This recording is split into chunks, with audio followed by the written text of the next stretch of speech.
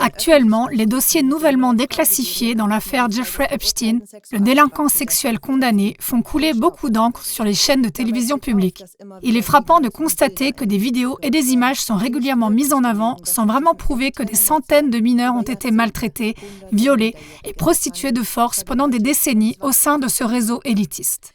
Au contraire, on présente souvent des images et des faits qui suscitent plutôt des points d'interrogation chez le spectateur et qui ne présentent aucun intérêt pour le ministère public. On peut supposer qu'il s'agit là d'une stratégie délibérée visant à dissimuler les véritables crimes et à protéger les auteurs de ces crimes contre toute sanction judiciaire. Avec beaucoup d'efforts, CLA-TV étudie le cas Epstein depuis des années et l'a déjà abordé dans plusieurs émissions et documentaires.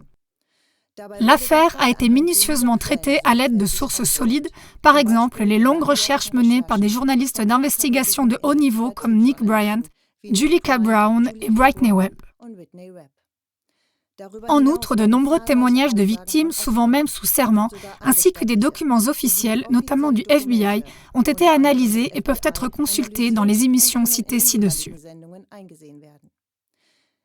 Regardez maintenant un extrait du documentaire recommandé de CLA-TV, 1024 survivants de violences rituelles et cela ne s'arrête pas là, de Loïs Sazek, réalisé à l'automne 2025. En l'espace de 3 mois, ce documentaire a fait le tour du monde en 69 langues et a atteint plus de 3 millions de vues.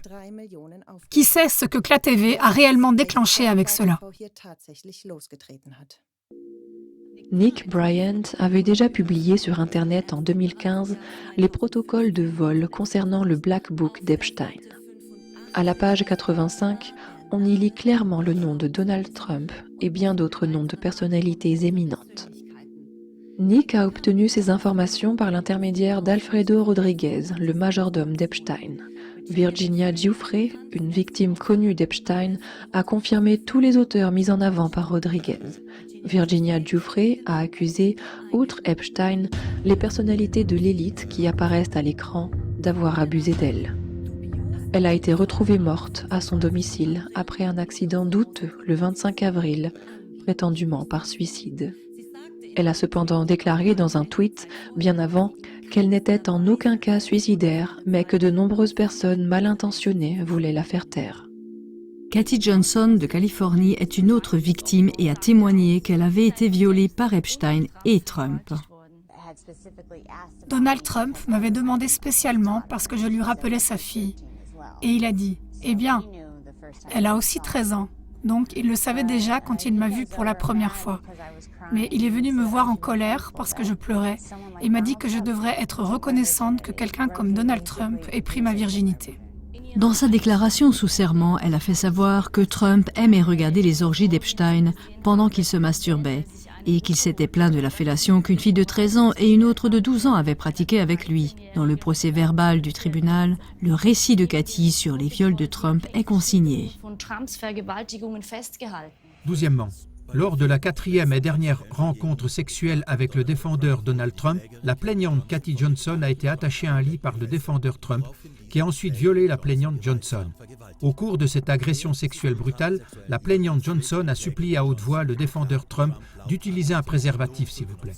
Le défendeur Trump a réagi en frappant violemment la plaignante Johnson au visage avec le plat de la main et en criant qu'il ferait ce qu'il voulait, étant donné qu'il refusait d'utiliser une protection. Lorsque la plaignante a demandé à Katie Johnson en larmes ce qui se passerait s'il la mettait enceinte, le défendeur Trump a saisi son portefeuille, lui a jeté un peu d'argent et lui a crié d'utiliser cet argent pour un putain d'avortement.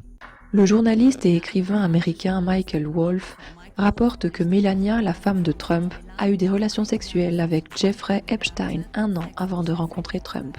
Lorsque la complice d'Epstein, Ghislaine Maxwell, a été condamnée pour trafic sexuel, Trump a déclaré qu'il lui souhaitait le meilleur. Il l'avait souvent rencontrée par le passé, lorsqu'ils vivaient tous les deux à Palm Beach. Maria Farmer, victime d'Epstein, témoigne que Donald Trump traînait toujours avec Epstein et son épouse de l'époque, Ivana Trump, avec Ghislaine. Ils se seraient souvent promenés ensemble et auraient abordé des filles pour obtenir leur numéro de téléphone. Le top modèle à succès Stacey Williams révèle également l'amitié étroite entre Trump et Epstein. Epstein aurait constamment parlé de Donald Trump, le seul ami qu'il ait jamais mentionné. Epstein lui-même a déclaré en public que Trump était son ami le plus proche. Stacey aurait même subi des attouchements de la part de Trump pendant qu'Epstein était présent. Pas étonnant que la récente visite d'État de Trump en Grande-Bretagne ait suscité de grandes protestations. Des militants britanniques ont projeté des photos communes de Donald Trump et de Jeffrey Epstein sur une tour du château de Windsor, ce qui leur a valu d'être emprisonnés. Trump a d'ailleurs réclamé mi-juillet 10 milliards de dollars au Wall Street Journal pour avoir fait état de prétendus liens avec Epstein. L'avocat d'Epstein, Alan Dershowitz, a négocié avec le procureur américain Alexander Acosta un accord en vertu duquel tous les complices de Jeffrey Epstein se sont vus accorder une immunité globale. Cet avocat, Alan Dershowitz, a également été accusé d'abus par Virginia Giuffre. Nous pourrions maintenant parler de beaucoup d'autres victimes d'Epstein, par exemple de Jess Michaels ou des 24 victimes de Palm Beach, des agressions sur mineurs et de la manière dont l'affaire a été retirée à la police. En tout cas, nous comprenons déjà beaucoup mieux pourquoi les dossiers Epstein n'ont pas été publiés jusqu'à présent. La victime d'Epstein, Juliette Bryant, a prédit que d'après elle, rien ne serait publié. Après tout, elle a connu de près le réseau d'agresseurs de l'élite autour d'Epstein. Sa vidéo a déjà été supprimée sur YouTube, mais nous l'avions sauvegardée à temps. Donc, Juliette Bryant a été victime à l'âge de 20 ans d'une prétendue agence de mannequins organisée par Epstein. Elle a été maltraitée, exploitée et utilisée pour des tests de laboratoire.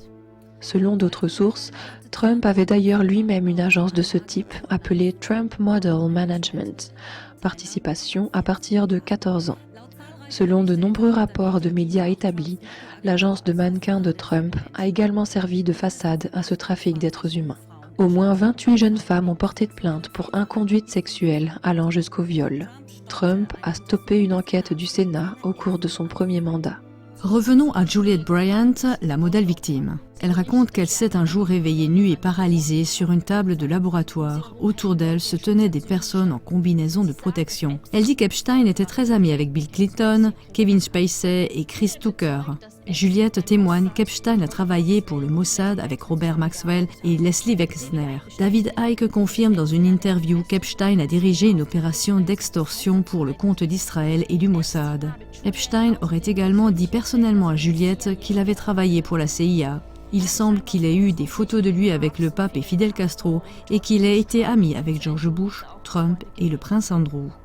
D'ailleurs, Trump a récemment déclaré à Fox News « Je ne connais pas le prince Andrew ». Il avait pourtant été photographié avec le prince Andrew en 2000. C'est idiot. Selon ses propres déclarations, Juliette a également été emmenée dans la villa de Bill Richardson où se trouvaient également Epstein et Clinton. On aurait dit que tout le monde était en réunion. Ensuite, une odeur très étrange d'urine et d'excréments et de quelque chose d'indéfinissable et d'horrible s'est dégagée de la pièce. Juliette soupçonne que c'était l'odeur d'un cadavre. Elle décrit en outre un cruel rituel satanique d'Epstein que nous ne pouvons pas reproduire ici. Elle fait état de nombreux indices selon lesquels certains cercles de la soi-disant élite seraient profondément impliqués dans des pratiques occultes. De nombreuses preuves se seraient accumulées au fil des ans, faisant état de la sombre réalité des sacrifices rituels et de la pratique de la magie noire dans les cercles d'élite.